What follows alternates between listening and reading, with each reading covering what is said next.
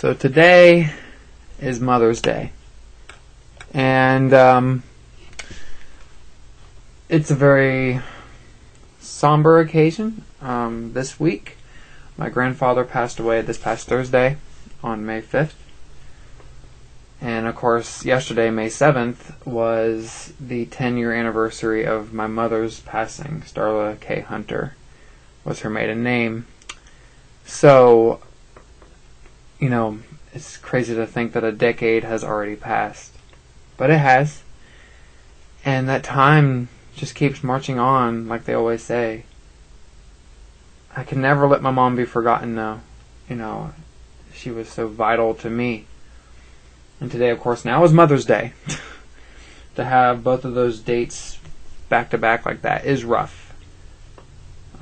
It is rough. It's also something that was inevitable because obviously, this is going to happen repeatedly over time. And this coming up Tuesday is May 10th, which is both my grandfather's funeral and the 10-year anniversary of the memorial service we had for my mother.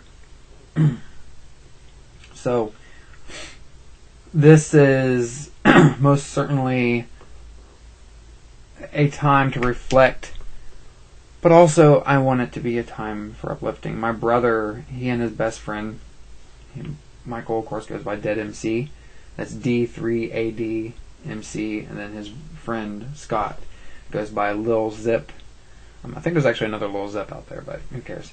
But they released something called Marionette, and Michael has like 3 songs on there that in some way is a tribute to Mom, and they dedicated the whole album to both my mom and our grandfather, and both our mom and our grandfather. And the song,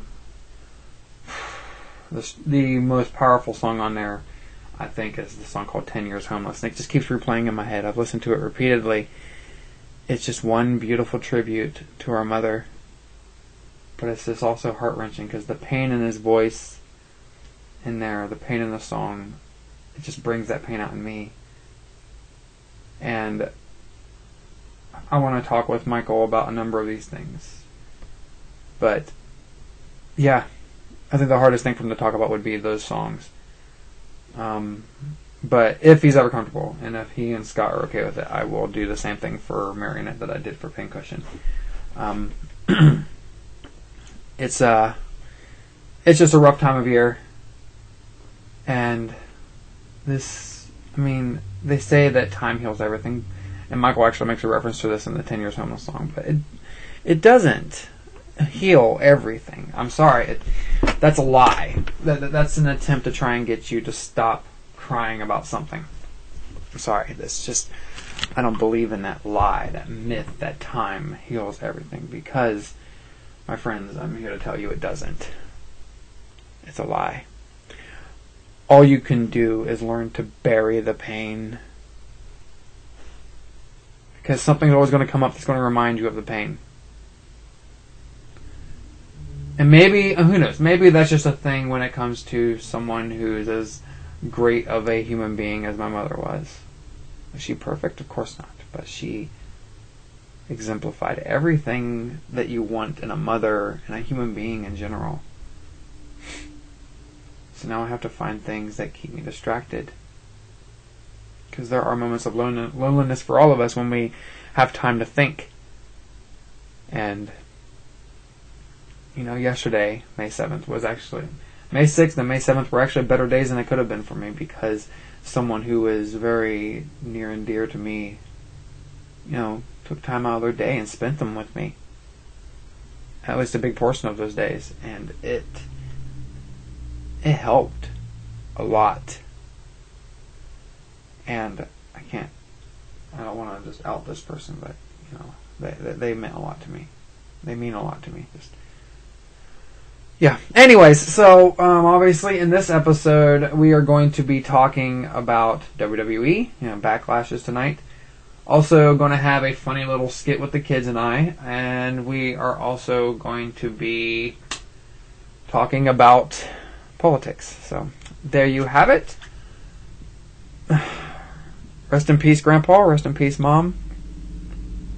And everyone else who we've lost over these past few years. Love you all. Thank you for listening. Let's get on with it.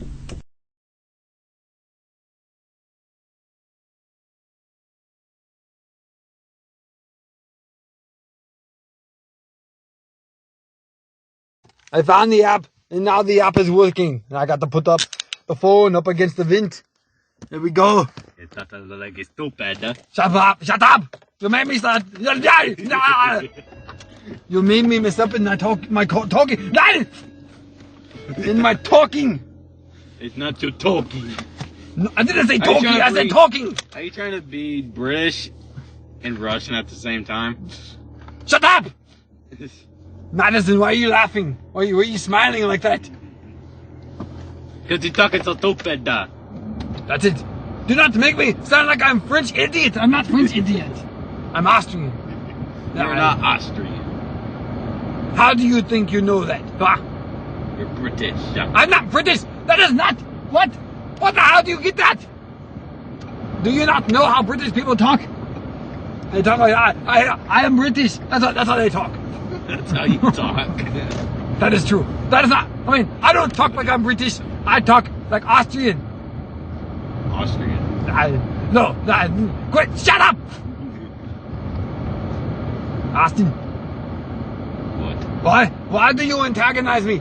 Madison, why do you sit there with your lips tightened like you're trying to prevent a bug from going in there? Is there a bug somewhere nearby your lips? Or like, yeah, it's one of those torture things that they close your mouth with the freaking cell stuff. Oh yes, that would suck. That would suck big time. That's right. Why is there silence? You wanted to record you wanted to record audio, and then you no talk. Say you idiot.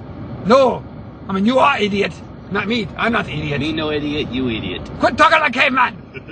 Me not talking about caveman. This is how caveman talks. I mean, no, not caveman, this. you caveman. I am not a caveman. Yes, you are. I'm Donald. No, you're not Donald. Donald. Just Donald. What? No, you're Donald. I'm not Donald. I'm Donald. That's Donald. Donald. Donald. That's it. How is that how you breathe? That is how I exhale. Breathe right now. That's me taking a big breath. When I go to a doctor say open wide, I go, and then he goes, breathe out, and I go, he said, take deep breath in, I said, and then he takes deep breath out. See, that's how I breathe. Do you not understand? Do you not believe me when I say that's what doctor says to me? Knock, knock. Look, that license plate says ARC. Knock, knock. I am not answering the stupid door. The stupid door. People like to play pranks, and they like to put a bag of shit on my doorstep, and they light it on fire. So then I had to stomp on it, getting shitty fire all over my foot. My foot. Knock, knock. Shut up! Just do it. No! Just do it. No! Knock, knock. Madison, you're laughing. Were you the one who put shitty bag on my porch step? No. Knock, knock. Then why did it have a giant knock, M? Knock. What? Why did it have a giant M on the back of sheet? What? I think Madison is the one who left me Todd. The flaming Todd. Knock, knock. No! This bag of shit will not be put out by my foot! There is no bag of poop. Okay, fine. I will answer the door. Knock, Who is knock. it? Knock, knock. I said, who is it? Shut up. No, I do not like this shut up person.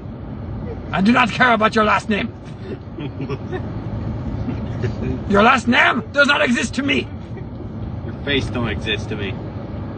You are not looking at my face. You are looking at the back of your dad's head. I'm looking at you. You're not looking at me.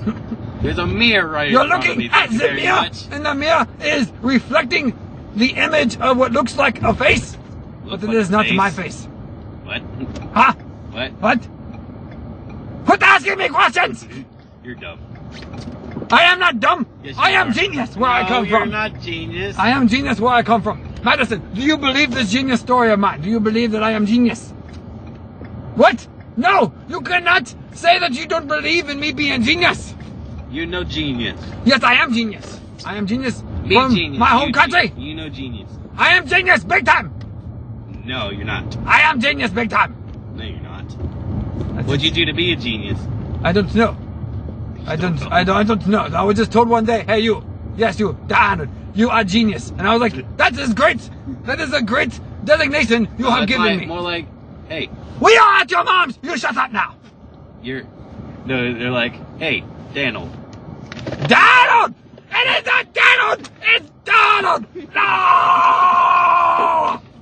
Enter next time. Enter next time. Commercial. Bye.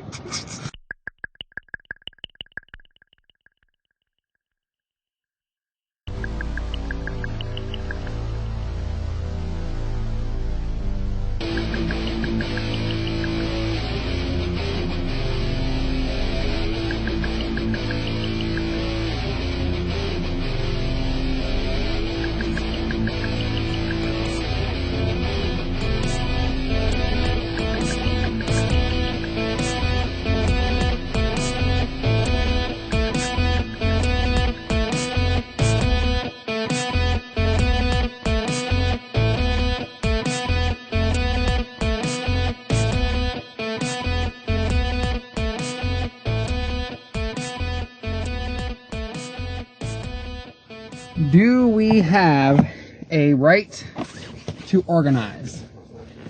This is a crucial question, I believe. And this is a crucial question that I most certainly address in my book, my manifesto, The Pillars of Unitism. And this, of course, the second part of section 5, which is on economics. The second, I could say, chapter on it. But this is chapter 16 of the Pillars of Unitism on social democracy. So, what is social democracy?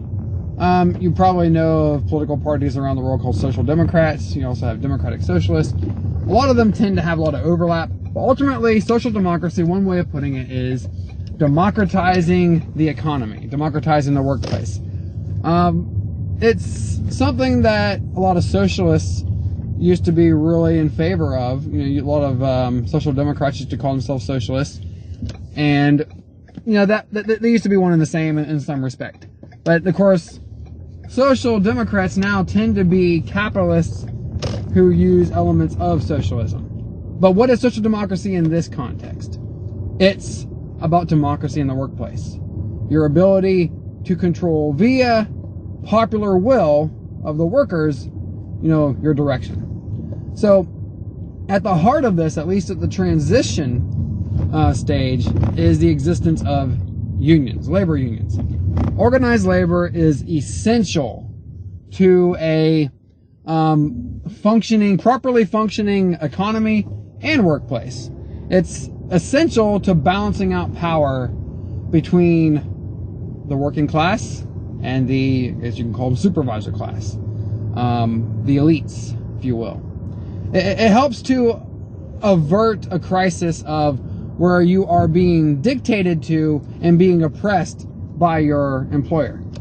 Now, of course, we all live, you know, in this situation where we have an authoritarian model where the employer is all powerful, essentially, unless, of course, you have a union. Whatever your employer says goes.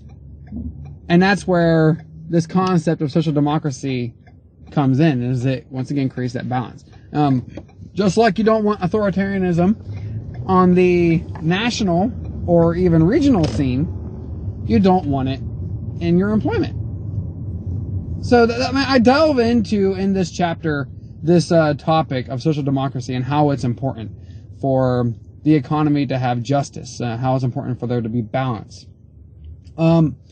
Eventually, you know, with you have unions which can help provide the balance. You also have another situation where you have a co-op of sorts, cooperative ownership, which is basically, I think I'm probably using the wrong term there, but I delve into this in the book, in this chapter, where I talk about how workers in a number of workplaces throughout this country, and even in parts of the world, workers will actually serve as part owners of their job, you know, of their place of business.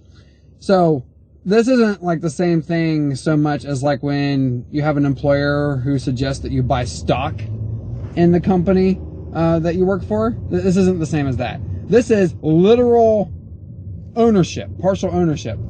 And, you know, in these, you tend to have like, yeah, one person who has like a little bit more than everyone else, but it's very small. It's a very small difference of ownership between, you know, the workers collectively and of course the, like supervisor or whatever. So there's different ways of doing that, but ultimately what it is it creates a nice little balance where you don't just have well, basically there's, and none of this is there a one-size-fits-all approach that actually is, you know, essential. You can have like different models for this, but this particular model you see with the Green Bay Packers, actually. There's a little bit of collective ownership of the Packers there, which is one of the reasons why, number one, it's the only team in the country that is basically community owned and owned by the players in part. It also cannot move. The Green Bay Packers will never move from Green Bay. They're permanently there. And the NFL changed the rules for team ownership after the Packers did this. So you have an interesting little model there. But in that part of the country, Wisconsin, Minnesota, and stuff, you have a lot of these companies that are partially owned by their employees. Ultimately, you know, with social democracy, unions are very essential as part of the heart. So you either have unions or you have this collective ownership of the place of business, something like that. Either way, it has to be something that empowers the worker. Because let's be honest, the so-called open door policy, quote unquote, that a lot of these businesses like to tote that they have, you know, as part of their propaganda against unions, the open door policy is a, you know, bullshit, you know, claim. You know, that they like to assert that anyone can walk into the doors and express their concerns and their complaints. But that isn't really a guarantee that justice will be served. That isn't a guarantee that you'll be heard or protected. Yes, you know, you have HR departments, which is usually what you have to go into for the open door policy. And you know, they'll have a number of things where they'll step in and they'll override whatever supervisor may be in the wrong. But ultimately, HR departments are nothing but agents from corporate. You know, nothing but agents from the supervisor class, if you will. Like that, they'll hear you out. Sometimes they'll even stand up for you and, you know, stand up on your behalf. But more often than not, they're there to keep you in line, to keep you from, well, organizing. So that's why social democracy is just vital here. Because otherwise we have this wool that's pulled over our eyes, wherein we are taught, if you will, that workers don't need a union, where we are taught that unions have outlived their purpose. But that is just bullshit. That's all. I mean, that's just one way of putting it. Just utter bullshit. Workers have not outlived unions. Unions still serve a purpose. Because the very existence of unions creates pressure on all jobs within that surrounding area, at least within the industry, creates pressure on them to stay honest. Because you have also the existence of what's called a prevailing wage. And these things, you know, from the weekend, from overtime rules, compensation, workers' compensation. There's so many different benefits that you have. Like, there's a whole host of them. I'm not going to go through it, but I also talk about that in this chapter too. Unions are the reason why we have all these worker protections that we have. So they still serve a purpose. Absolutely. Because there are still injustices that happen now, but part of why these companies keep a lot of their injustices under wraps is because they see that unions are still a factor, and none of them want you to create a union. So they will, well, be kept a little bit honest, at least indirectly, by a union that is in the area, at least of the industry itself. You know, and of course you notice that employers will spend money out the yin-yang to prevent the formation of a union. They spread all their propaganda and all that. Like, it is amazing to see how hard they will fight, how much money they will spend to prevent the formation of a union. But yet they'll claim they don't have the money to give you more pay. So that's another thing that unions are good for, is demanding that you get paid better, that you get better benefits. So without social democracy, all you have is social autocracy. And I encourage you to go into my book, to read what I've said. To read what I've said about this. And of course, form your own opinion. But either way, hope you read the book, hope you enjoy. Thank you for listening.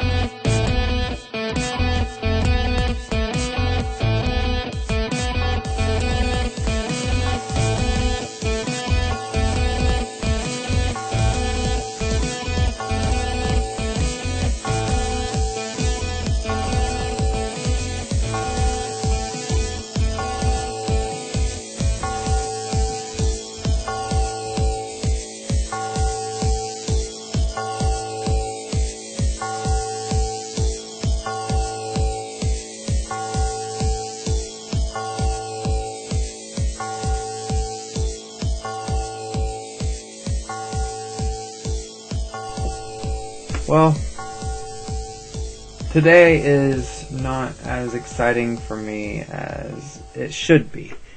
Today is, of course, the day of Backlash 2022. So I've got a few things to talk about here, including the top 5 for the week. And of course, there's just a lot going on, and I'll get into that. But, so let's get into the top 5 for WWE. What sounds like sadness has nothing to do with wrestling. So don't worry about that. Alright, so number 5 comes from SmackDown. The match with Shinsuke Nakamura defeating Sami Zayn. Very much a good match. I enjoyed it. And it was exciting. Of course, I was a little bit out of it during this because my grandfather passed away the day before. So, but either way, I enjoyed this match. Appreciated this episode of SmackDown from WWE. It actually was not a bad episode, at all, and I'll get more into that tomorrow when I do Omni Access. But yeah, great effort there. Number 4 comes from NXT, the main event. Braun Breaker predictably defeats Joe Gacy. Just a really good matchup here. I thought it was a great showcase of Gacy and his talents. I'm a big fan of Gacy. So anytime that he is in the spotlight, I'm paying attention. So, of course, he did some, almost paid homage to, to Bray Wyatt, and that made this enjoyable. I think he's just trying to make this his own thing, but he reminded me a lot of Bray during this match. All right, number 3 comes from Raw. The 6-woman tag, this was basically the main event. Bianca Belair, Liv Morgan, and Asuka defeat Becky, Sonya Deville, and Rhea Ripley. My brother was actually visiting me when I was watching this episode of Raw, and he doesn't really watch wrestling as much anymore. I took him to Extreme Rules with me, and he enjoyed that, and he watched half of the Royal Rumble with me, and then he watched all of WrestleMania with me. So he's kind of into it again, but only when he's watching it with me. But he was real, and he's not typically into women's matches that much. Not that he hates women's wrestling, he just doesn't think that it's as entertaining as everything else. But he was really into this match, and he was like, "Oh, that was actually a really good match," at the end of it. So he got into that, and that was, I think, a good sign. And WWE, yes, they definitely make mistakes with it, but I think they've been doing good with their women's division. They're just the best at it. Excuse me. Alright, and now number 2, we had this great little breakdown here, this segment with RKO and Drew McIntyre, or as Drew McIntyre calls it, RK McBro. First they came out and they're doing this whole Acknowledge Me segment, which had me rolling. I needed to laugh going into this, and it was so much fun to watch. They're just tearing into him, and of course then they have a scuffle with the Bloodline because the Bloodline gets tired of being mocked. This was supposed to be a face-to-face with them, so it turns into a brawl. RK McBro, as you want to call them, stand tall over the bloodline, and that of course ends the show for SmackDown as the go home show completely for Backlash. And finally, number one, another excellent segment with Cody and Seth. I think Cody is quickly becoming the next face of WWE. He is, I don't know, he's absolutely settling in, but it's still exciting, at least for me, to watch. I'm dreading the day when the fans start getting divided over him, because you know it's coming. But me, I'm solidly in the Cody camp. So, especially if he brings back that Winged Eagle title, if he wins the WWE title, I will mark out. I'm just saying that. So this was a great segment between Cody and Seth. Seth trying to get dirty by talking about Cody's father. And then, of course, he gets really personal. I mean, if you couldn't get any more personal than that, what else are you going to do? Well, he goes into the whole notion that Cody says he's going to become WWE champion, do what his father couldn't. And Seth's like, you're never going to do that either.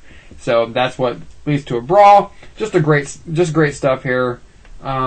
I'm the most excited I am for any match at Backlash is for this match coming up between these two. There were other great things that happened on Raw, NXT, and SmackDown, but I don't want to have any honorable mentions anymore if I can help it, like trying to shorten these as much as I can, especially when I have predictions to get to, which now it's time to get to the predictions for Backlash. Alright, so let's just start from the bottom of the card that as I've written it out here. There are, as of the last time I checked, there's 6 matches scheduled for Backlash. Kind of a light card. It's okay, though. So, Omos versus Lashley. Since MVP is in Omos's corner, it looks like they're trying to build Omos as a serious threat. So, Lashley has a victory over Omos at WrestleMania. I think Omos is going to win this one because I do think that this feud is going to continue at least probably until Hell in a Cell. I'm not sure if that's the next pay-per-view. I think it is. But, yeah, that's what I believe it's going to head to, is Omos, Lashley at the next pay-per-view for the tiebreaker. Alright, sorry. Alright. Now we go on to, I think Omos is going to win, just because of how they're building him up. If Lashley wins, I'll also be satisfied. I'm not going to be unsatisfied regardless on this. I just think, booking-wise, it probably makes sense for Omos to win, especially if you want to keep building him up. I Quit match for the SmackDown Women's title. I think this time, like I said it last month for WrestleMania, I know, but I think Ronda Rousey is looking good going into this. Charlotte seems like she's about to build a rivalry with Drew Gulak, so I think she's actually going to... Sorry, I keep yawning, and it's so annoying. I do this whenever I talk like this. But I think that Charlotte's going to step away from the women's championship picture for a moment to go feud with men. I've been hearing a lot of chatter about that. So I think that Ronda's about to become the new face of the women's division, which is fine. I am a big fan of Ronda Rousey. I know this time around hasn't been exactly what it was like last time around, because last time was kind of magical. Then she took her a few years back. She just needs to grow into this again like she did last time. I would like to see her turn heel again, because that's when she was gold last time around, when she was heel. So if she turns heel shortly after becoming women's champion, that would be great. Like, what if she does a fake injury on storyline kayfabe injury on Charlotte? That would be great. But then again, it would also delay Charlotte feuding with men. So maybe Charlotte can come out and blame Drew Gulak for it. Who knows? But I think Ronda's almost gotta have this victory. That would also create a one victory versus one victory scenario. Unless, of course, you count their match at Survivor Series in 2018. But, anyways, I've enjoyed this. It hasn't been, the best, but I'm still okay with it. I'm looking forward to this match. So, to each their own. Anyways, like I said, Ronda Rousey, I think, is going to win. Alright, Edge versus Styles Part 2.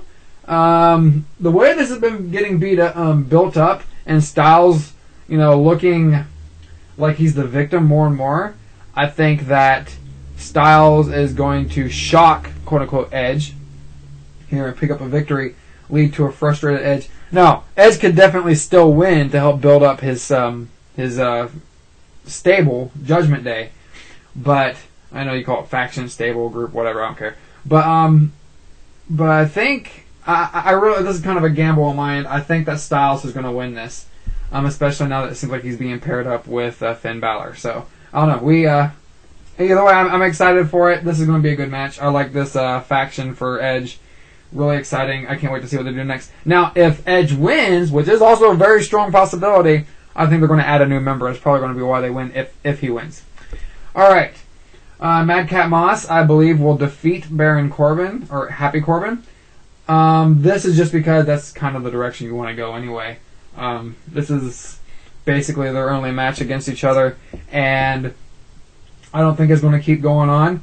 My one concern for Moss is that after he beats Happy Corbin and turns him into Unhappy Corbin, because I don't think he's going to be Happy Corbin much longer after losing this, because he's starting to hit that losing streak now. After he loses to Moss, after he loses to Moss, Corbin's going to have like another reinvention, which is going to be fine. He's pretty decent at that. And then Moss, I don't know what he does next after this rivalry with Corbin. Maybe he has a rivalry with Sami Zayn. I don't know. But, that's I think that's going to be good for Corbin, but I'm not sure what Moss does. Like it'll be interesting to see what they do next with him, because I don't know how much further you could take this character after he's done with this rivalry. I don't know. All right, I do believe Cody will defeat Seth in their second encounter, mostly because it might be too early for Cody to start losing. If he loses, it's not the end of the world, but I do think it's not so much vital, but I think it would be better to have Cody win in this encounter, and it just makes more sense, especially with how personal Seth has made it. Maybe Seth gets into his head, unless they debut someone or have Seth come in, bring someone in to interfere on his behalf, which I don't think we're going to do multiple times in one night, no more than two. I do strongly believe Cody's going to win this one, and that will be the end of this rivalry, I would believe. Maybe the opening for a Kevin Owens versus Cody rivalry. I could have sworn there was going to be an Ezekiel versus Kevin Owens match, and if that's the case, then Ezekiel's winning that. But that wasn't on the card from what I saw, which is disappointing, because I think Kevin Owens and Ezekiel have done a really good job of building it up. It's been fun. And finally, the 6-man tag, Bloodline versus RK McBro. I'm very tempted to say RK McBro, because I think there's a possibility that Sami Zayn comes in and interferes and costs the Bloodline accidentally, because he's been trying to weasel his way in. But since Sami is that factor, it makes me a little bit hesitant to say this, but because the Bloodline is so strong, they've just been on an incredible streak, and now you hear this news that Roman Reigns said on a live show, like, that he may not be making these rounds anymore at certain cities.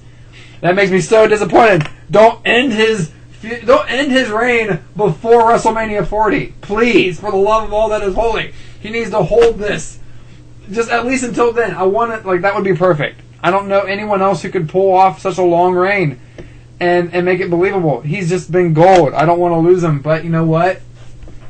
He can't stay forever, and, a lot of these guys kind of want to go on to Hollywood, but, God, don't leave. I'm not going to freak out just yet, not until he actually announces something, but I am just...